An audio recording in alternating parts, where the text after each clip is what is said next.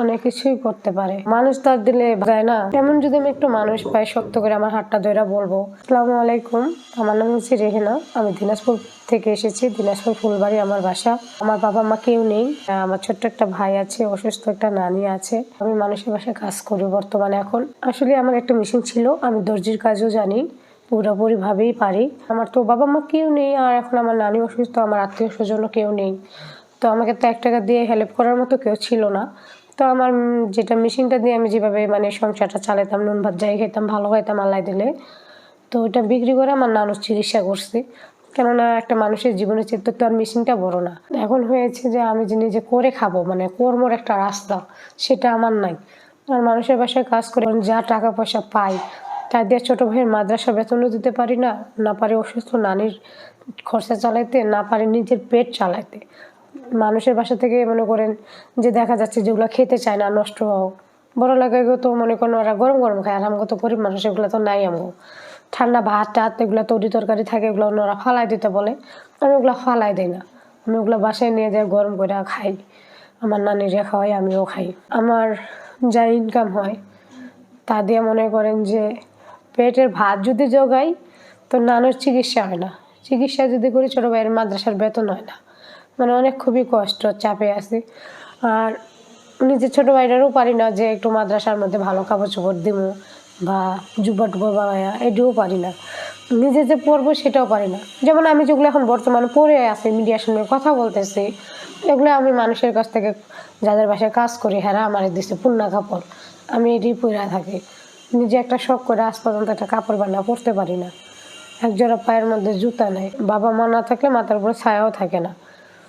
তো আল্লাহর দুনিয়া অবশ্যই ভালো মন্দ নিয়েই মানুষ আছে, বা ভালো মনের মানুষও পাওয়া যায়। তো এখন হচ্ছে বিষয়টা যে আল্লাহ হচ্ছে দেনে আলা, একজন উপলক্ষ মানুষ লাগে।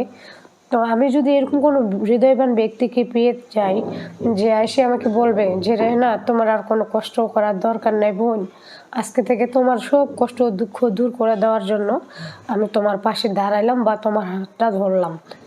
এমন যদি আমি একটু মানুষ পাই, শক্ত করে আমার হাতটা ধরে বলবো যে রেনা, তোমার ঘর বাড়ি নাই বা তোমার থাকার স্থান নেই, আমি তো বললাম যে আমার নানির আর কি যেটুকু আছে, ঘর তোলার মতো একটু জায়গা আছে, কিন্তু আমরা যে ঘরটা তুলবো, আর আমি যে ইনকামটুকু করি সেটা দিয়ে আমার পক্ষে ওই ঘর তোলা সম্ভব হইতেছে না। এর লাগে মানুষের বারান্দায় থাকতে হচ্ছে। আমি একটা মেয়ে মানুষ, মানুষের বারান্দায় থাকি, কখন কার মনে কি খারাপ উদ্দেশ্য আসে সেটা তার আমি বলতে পারবো না। কারণ মান সম্মানের ভয় নিয়ে এইভাবেই থাকি। যদি কেউ থাকেন যে হ্যাঁ এই বোনটার একটা ঘরের প্রয়োজন আছে, হ্যাঁ একটা মেয়ে মানুষ মাসের বারান্দায় থাকে, কিভাবে থাকবে, আমি যদি এরকম কাউরে পাইয়া যাই যে আমার ঘর বাড়ি কইরা দিব, আমার ভাই আছে, আমার ইজ্জত ঢাকার কাপড়ের মনে করেন এত কষ্ট যে কী কম, মানুষ তার দিলে ভালো কাপড় দেয় না, সিরাটাই দেয়, ওটি সেলাই করে এত পরন যায় না। একটা জিনিস যখন ছিঁড়া যায়, যেহেতু সেলাই করেন দেখবেন ছিঁড়া যাইতেই থাকে, এই ছিঁড়াগুলোই আমি পরি। আমি খুবই সমস্যায় আছি, যেটা আমি বলে বোঝাইতে পারবো না। তো এমন যদি কোনো হৃদয়বান ব্যক্তি থেকে থাকেন, তো আমার পাশে দয়া করে এই কষ্ট দুঃখ নিয়ে রেহেনার পাশে এসে দাঁড়ান। ভাই চাইলে তো মানুষ অনেক কিছুই করতে পারে, আমার মতো কি দুঃখিনী রেহেনার পাশে এসে কেউ দাঁড়াইতে পারেন না? আল্লাহর দুনিয়ায় কি এরকম কোনো ভালো মানুষ নাই ভাই? অবশ্যই আছে, দয়া করে দাঁড়ান আমার পাশে। আপনারা আমার পাশে এসে দাঁড়ায় আমার একটু সাহায্য সহযোগিতা করেন। ভাই অনেকে ফোন দেয়া বলে যে আপনি কি বিয়ের লেগে আইছেন না সাহায্যর লেগে আইছেন? ভাই এখন বর্তমানে আমি না খেয়ে রইছি, তো আমার খাওয়ার দরকার, তাহলে আমার সাহায্যেরও প্রয়োজন আছে। আমার যদি আপনারা সাহায্য করেন, 1 টাকা হোক বা 2 টাকা করে হোক, হেল্প যদি করেন, কথার কথা, তাও তো আমি খেয়ে আমার জীবনটা আগে রক্ষা করতে পারবো। ভাই জীবন যদি বাইচা থাকে, ভাই জীবনে অনেক কিছু সিদ্ধান্ত নেওয়া যায়। তো এরকম আপনারা এসে আমার পাশে দাঁড়াইলে, আমার দায়িত্ব নিলে আমাকে একটু সাহায্য করবেন। আমি একজন সাহায্যও চাচ্ছি ভাই, আর ভালো একটা মানুষও চাচ্ছি। কেন আমি একটা মেয়ে মানুষ, আমাকে বিয়ে শাদী করতে হবে, সেটা আমি নিজেও বুঝি, ঠিক আছে, আমাকেও সংসার করতে হবে। আপনারা আমাকে দয়া করে সাহায্যও করেন।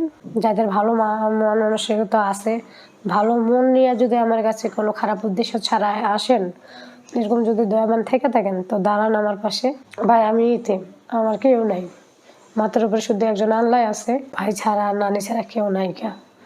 এটাই হচ্ছে রেহানার জীবন কাহিনী। ভাই মানুষের বারান্দায় থাকা আর রাস্তায় ঘুমানো সমান কথা। এখনো মানুষ আছে ভাই যে মানুষের বাড়ির বারান্দায় দেখা যাচ্ছে বারান্দার লগে টয়লেট, এমনি কি ভাই জীবন যাপন করন যায়? খুবই কষ্টের মধ্যে যাপন করে। যারা কষ্টে থাকে তারাই বুঝে। যেমন আমি কষ্টে আছি, আমার কষ্টটা আমি বুঝি। আমারটা যদি আপনারা একটু আপনাদের মনের চোখ দিয়ে দেখে কষ্টটা সাহায্য করেন আমারে, তাহলে ভাই আমরাও 3টা মাসের জীবন রক্ষা পাইব ভাই। তো আপনারা সবাই ভালো থাকবেন, সুস্থ থাকবেন। আসসালামু আলাইকুম। ওয়ালাইকুম আসসালাম। দর্শক, সাহায্য সহযোগিতা বিয়ে শাদী এগুলো সবই আপনাদের ব্যক্তিগত বিষয়, এগুলোর দায়ভার কখনো চ্যানেল কর্তৃপক্ষ নেয় না। দর্শক, আপনারা নিজেরাও প্রতারিত হবেন না, এই বোনটির সাথেও প্রতারণা করবেন না। সকলেই ভালো থাকবেন। আসসালামু আলাইকুম।